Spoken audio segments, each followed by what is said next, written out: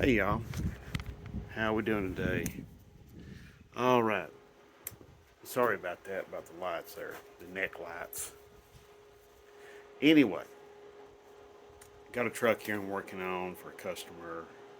It's a 94 Dodge Ram 3500 dually. Uh, yeah, and she's a very important customer to me. I just cannot tell you that I wouldn't be where I am today if it weren't for her. So, okay. Let's just go ahead and get on it. Replacing the idler arm. And hey, I'm just joking. It's my wife's truck. Okay, but hey, my whole racing is funded by Better Half Industries, so I can't bitch too much. You know what I'm saying? So anyway, let's get out here and get busy. Okay, I'm right down here, and I'm gonna put the neck lights back on, and got the hood open there, and working on the idler arm. The old one is right there. It's very, very bad. Tons of slop. I mean, just a lot of slop. This is grunt work. Okay, I'm just going to let you know this is a lot of grunt work. And I'm going to go ahead and give you a little heads up. If you're doing this, make it easier on yourself. Get the truck jacked up as high as you can. You can see my tires are not touching the ground really. So make sure and get everything lined up and ready to go. This one here on the 94, it takes a 15 sixteenths socket. Let me get a little more light so y'all can see, because I don't want y'all. Let's see here. Get it turned on. There we go. Okay. Yeah, 15 sixteenths socket. There's two bolts that holds the idler arm to the frame. And, oops, I forgot my glove. My hand's gonna get cold. There we go. Okay. I was gonna do some exhaust work today on this thing, but, this Project Dolly. But unfortunately, my welder ran out of welding wire. So just switch jobs. Aggravated, but frustrated, but I switched jobs and here we are. Okay. So yeah, there's a ton of play in the steering on this truck, and it's like really difficult to,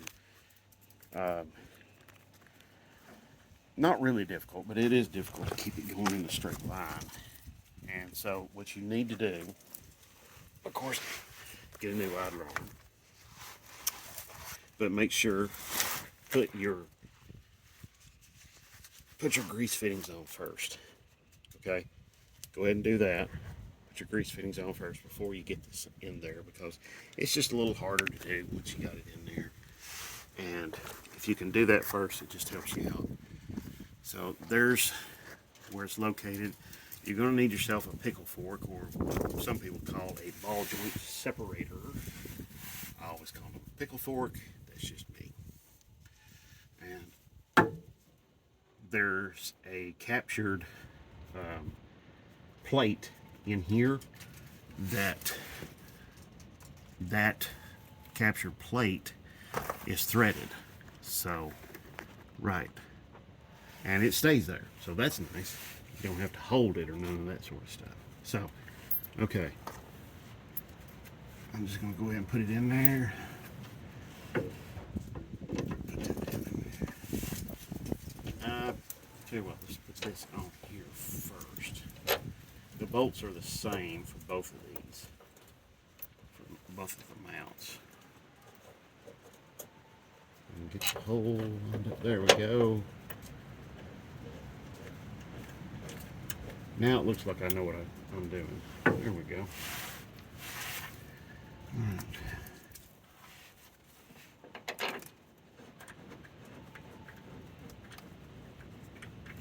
Okay. And the nut that goes on here on the end, that is 15/16 also. Just run it down.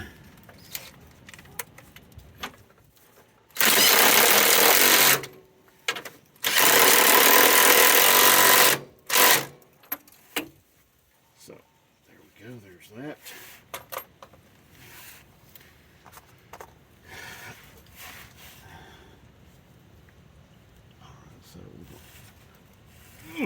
Well, let's see where I'm going to turn this. There we go. All right.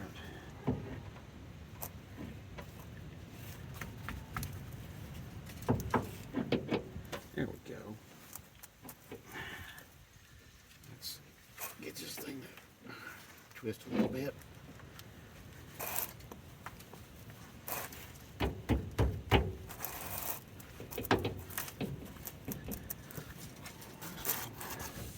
Maybe a little tap tap.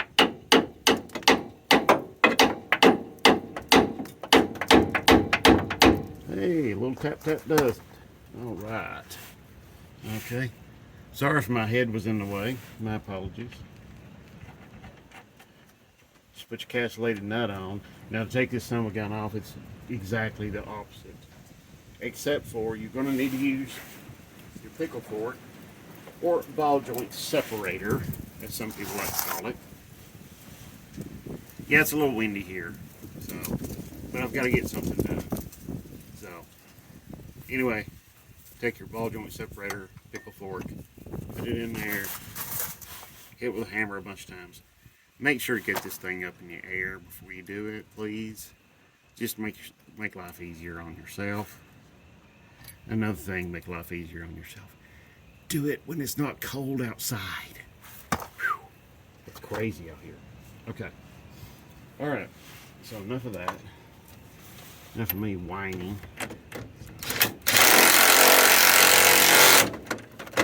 Okay.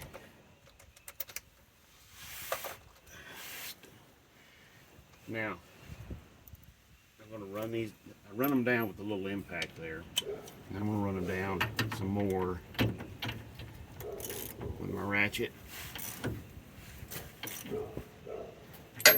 Now, something to note. Try to remember where the hole is for the cotter pin, okay? So, this one, I'll get my light over here. You can see it just barely right there, okay? Now, I could possibly go ahead and put it in right there, but I'm going to use a longer handled ratchet and see if I can tighten it down just a little bit more and squeeze that. There's a foam rubber little bushing right there. I'm going to try to squeeze it just a little bit more. One of the things though about these castellated nuts is you don't, once you tighten them, you don't back them off. Okay, so if you're not in line with your hole for your cotter pin, you tighten it another flat, okay, to get it in line, because each one of these flats has that hole in there, has a slot to line up with that hole. Okay, so that's what you do on that, and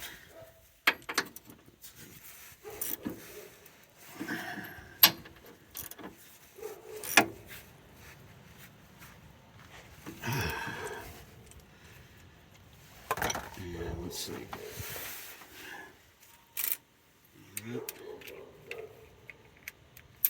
Yeah, I was driving this thing home when we bought it, and it had a lot of slop in the steering.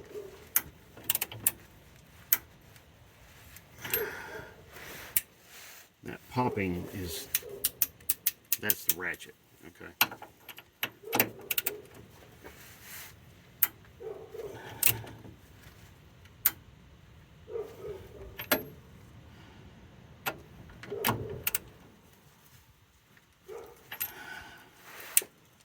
Let's see, do I have it lined up with that somewhat? Let's see if this is not a big thick cotter pin.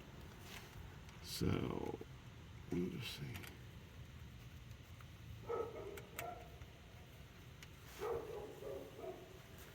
Okay. So need a little tappy tap.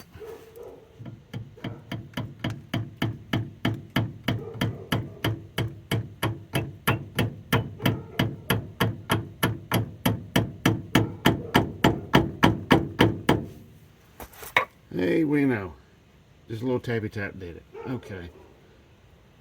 That's pretty. That thing's pretty doggone tight. So I'm relatively happy with that. I think that'll be fine right there. So let's pry that split pin open. There we go. That's what I wanted. Yeah. Okay. And that's another thing. Make sure to split your split pin or cotter pin, whatever you want to call it. Make sure to split it open and at least pull one of the arms back. Okay? Now, if you're in a more rusty area where your vehicles rust a lot more, I'm in Tennessee. We don't get a lot of severe rust, but if you do, then you're going to want to leave this thing where it's loose and it can vibrate. Okay? So, okay. Last thing, well, next to last thing is I'm going to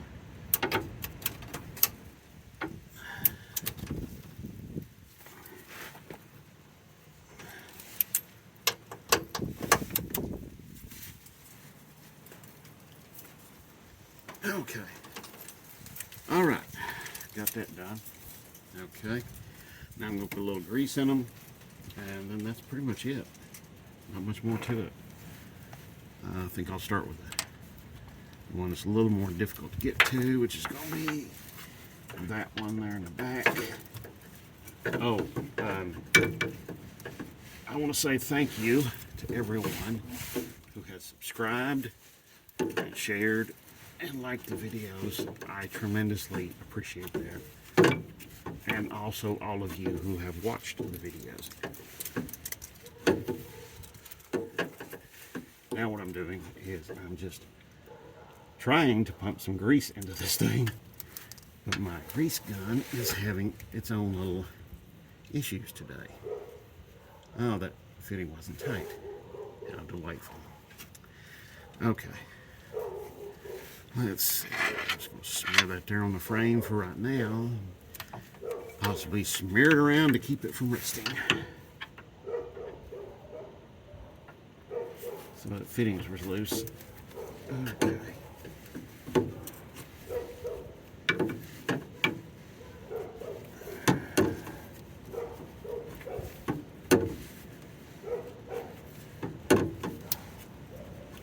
You just want to pump enough grease in there to see it come out.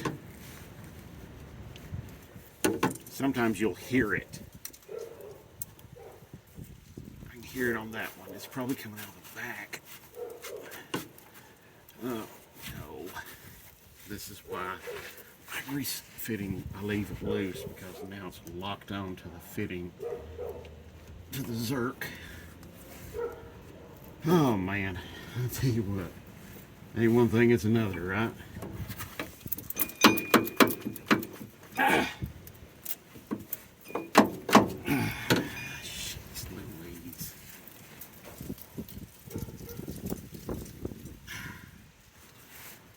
Okay, well, I'm going to pause this video for just a minute, okay? Give me some pliers. Be right back. Okay, y'all. All right. I think I need a new grease gun. So, anyway, now you can see I pumped this one up, got a little grease coming out. So, I stopped right there. This one over here, I could hear it coming out of that one. So, that's good enough right there. I'm kind of fanatical about greasing all of these things. I do it like every time I change the oil on a vehicle. If it has grease fittings, I go ahead and grease them. So, anyway. Alright, so. Need to lube that thing. Put some penetrating lubricant on them because I know I'm going to be doing a front end alignment before long. And it's going to need them. Okay, so. Anyway. Alright.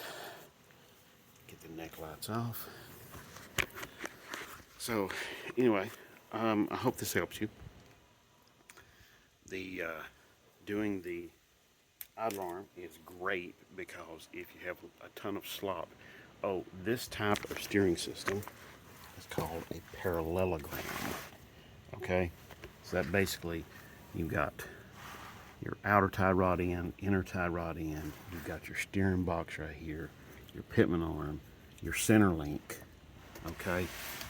Of course, you got your idle arm. Just replace that, and then you got your other inner tie rod end and your other outer tie rod end. So this is what's known as a parallelogram steering. Okay, it's not rack and pinion. Rack and pinion, of course, you'd have a big rack and pinion steering unit mounted like to the right there to the frame, cross member. But this isn't like that. This is, got a regular steering gearbox right there.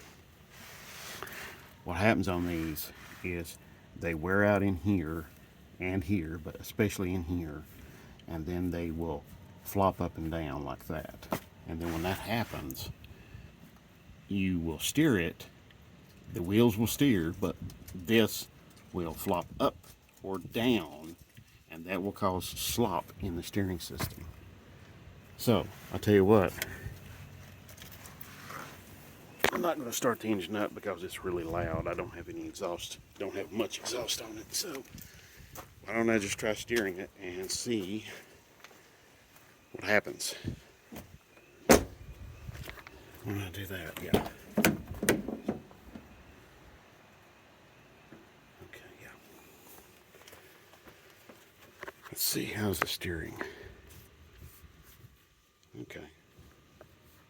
Much better, much better. I used to have to turn it quite a bit just to get it to turn. Now it's like, that is normal amount of play for a parallelogram steering. Maybe a bit on the excessive side, but I can do some adjusting on the steering gearbox itself. And I will make a video about that, but that will be another time. Okay? So that's pretty nice right there. That's not bad, because it was a ton worse. I mean, I would turn quite a bit. So this will be easier to keep it in the road. So, much easier. Alright, I'm going to go ahead and cut this video off. I really appreciate y'all watching. Really do. And all the likes and the shares, like I said before. And the subscribes. Those are great too. And, if you've got any questions about this or any other video, you know what to do. Put it down there below. I will do my very best trying to help you out and show you everything about this, okay? Thank you very much. God bless. Have a great one.